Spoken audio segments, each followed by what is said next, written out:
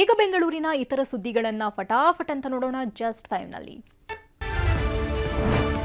ಶುಚಿತ್ವ ಕಾಪಾಡದ ಹೋಟೆಲ್ಗೆ ಜಿಬಿ ಅಧಿಕಾರಿಗಳು ಬರೋಬ್ಬರಿ 1 ಲಕ್ಷ ರೂಪಾಯಿ ದಂಡ ಹಾಕಿದ್ದಾರೆ.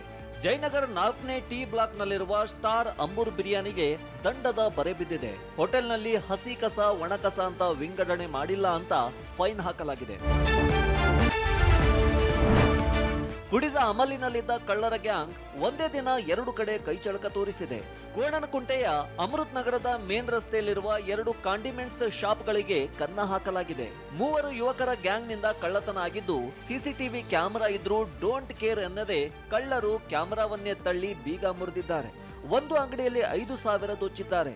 ಮತ್ತೊಂದು ಅಂಗಡಿಯಲ್ಲಿ 10,000 ರೂಪಾಯಿ ಕಳ್ಳತನ ಮಾಡಿ ಎಸ್ಕೇಪ್ ಆಗಿದ್ದಾರೆ. ಆನ್ಲೈನ್ನಲ್ಲಿ ಬಾಡಿಗೆ ಮನೆ ಹುಡುಕುವವರನ್ನೇ ಟಾರ್ಗೆಟ್ ಮಾಡಿ ವಂಚನೆ ಮಾಡಲಾಗಿದೆ. ಎಐನಿಂದ ಐಷಾರಾಮಿ ವಿಡಿಯೋ ಮಾಡಿರುವ ವಂಚಕರು ಇದೇ ಮನೆ ಅಂತ housing.com ಸೇರಿದಂತೆ ಆನ್ಲೈನ್ನಲ್ಲಿ ಅಪ್ಲೋಡ್ ಮಾಡ್ತಾರೆ. ಆ ಮನೆ ನೋಡಿ ಬೋಲ್ಡ್ ಆಗ್ತಿದ್ದಂತೆ ಅಡ್ವಾನ್ಸ್ ಅಂತ ಹಣ ಪಡೆದಿದ್ದಾರೆ. ಹೀಗೆ ಹಣ ಕೊಟ್ಟವರು ಸ್ಥಳಕ್ಕೆ ಹೋಗಿ ನೋಡಿದಾಗ ಅಲ್ಲಿ ಮನೆಯೇ ಇಲ್ಲದಿರೋದು ಗೊತ್ತಾಗಿದೆ. ಸೌಮ್ಯ ಅನ್ನೋ ವೈದ್ಯೆ 10,000 ಹಣ ಕಳೆದುಕೊಂಡಿದ್ದು ಹೈಗ್ರೌಂಡ್ ಠಾಣೆಯಲ್ಲಿ ಕೇಸ್ ದಾಖಲಾಗಿದೆ.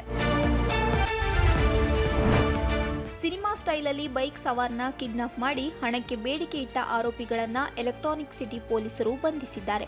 ಬನ್ನೇರುಘಟ್ಟದ ಮಂಜುನಾಥ್, ಆನೇಕಲ್ ನಿವಾಸಿ ಪ್ರಜ್ವಲ್ ಹಾಗೂ ಜಿಗಣಿಯ ಅಕ್ಷಯ್ ಬಂಧಿತ ಆರೋಪಿಗಳು. ಫೆಬ್ರವರಿ 15ರಂದು ಸ್ಪಾ ಕೆಲಸದಿಂದ ವಾಪಸ್ಸಾಗುತ್ತಿದ್ದ ಬಿಹಾರ ಮೂಲದ ಆಶಿತ್ನ ಅಪಹರಣ ಮಾಡಿದ್ದ ಕಿಡಿಗೇಡಿಗಳು ಆಶಿತ್ ಕೆಲಸ ಮಾಡುತ್ತಿದ್ದ ಸ್ಪಾ ಮಾಲೀಕರಿಗೆ ಹಣಕ್ಕೆ ಬೇಡಿಕೆ ಇಟ್ಟಿದ್ರು.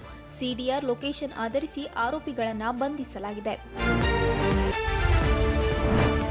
ಸ್ಯಾಂಡಲ್ವುಡ್ ನಟರು ಹಾಗೂ ನಿರ್ದೇಶಕರ ಬಗ್ಗೆ ನಾಲಿಗೆ ಹರಿಬಿಟ್ಟಿದ್ದ ಹಿರಿಯ ನಿರ್ದೇಶಕ ಕನಕಪುರ ಶ್ರೀನಿವಾಸ್ ಕ್ಷಮೆಯಾಚಿಸಿದ್ದಾರೆ. ಕಾಟನ್ಪೇಟೆ ಸಿನಿಮಾ ಸುದ್ದಿಗೋಷ್ಠಿ ವೇಳೆ ಶ್ರೀನಿವಾಸ್ ನಿರ್ದೇಶಕ ಜೋಗಿ ಪ್ರೇಮ್, ನಟರಾದ ದಿವಂಗತ ಪುನೀತ್ ರಾಜ್ಕುಮಾರ್, ದರ್ಶನ್, ಧ್ರುವ ಸರ್ಜಾ ವಿರುದ್ಧ ಅವಹೇಳನಕಾರಿಯಾಗಿ ಮಾತನಾಡಿದರು. ಕನ್ನಡ ಇಂಡಸ್ಟ್ರಿಯಲ್ಲಿ ನಾನು ಇನ್ನೂ ಕೆಲಸ ಮಾಡಬೇಕು, ನನ್ನನ್ನು ದಯವಿಟ್ಟು ಉಳಿಸಿಕೊಳ್ಳಿ ಎಂದು ಕೈ ಮುಗಿದಿದ್ದಾರೆ.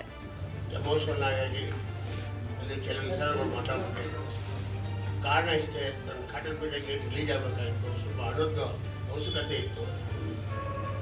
ಅದು ತುಂಬ ದುಡ್ಡಿಂದ ನಮ್ಮ ರಾಜ್ಕುಮಾರ್ ಅಂದರೆ ನನಗೆ ತುಂಬ ಅಭಿಮಾನ, ಮೇಡಮ್ ಅವರಂದ್ರೆ ನನಗೆ ತುಂಬ ಅಭಿಮಾನ. ಅವಾಗಿಂದ ಒಬ್ಬ ಪೊಲೀಸ್ ನಮ್ಮ ದೇವರೇ ಅವರು. ನಾನೆಲ್ಲ ಸಿನಿಮಾ ಮಾಡೋ ಮುಂಚೆಯಿಂದನೂ ಅವ್ರ ಜೊತೆ ನನ್ನ ವಹಿವಾಟಿದೆ. ಅದು ಮುಂಚೆಯಿಂದನೇ ಕನಕಪುರ ಬರ್ತಾಯಿದ್ರು. ಏನೋ ಮೊನ್ನೆ ಕಾಟನ್ಪೇಟೆ ಗೇಟಲ್ಲಿ ಒಂದು ಮಯೂರ ಅಂತ ಪಿಕ್ಚರ್ ಓಪನ್ ಮಾಡಿದ್ದೆ.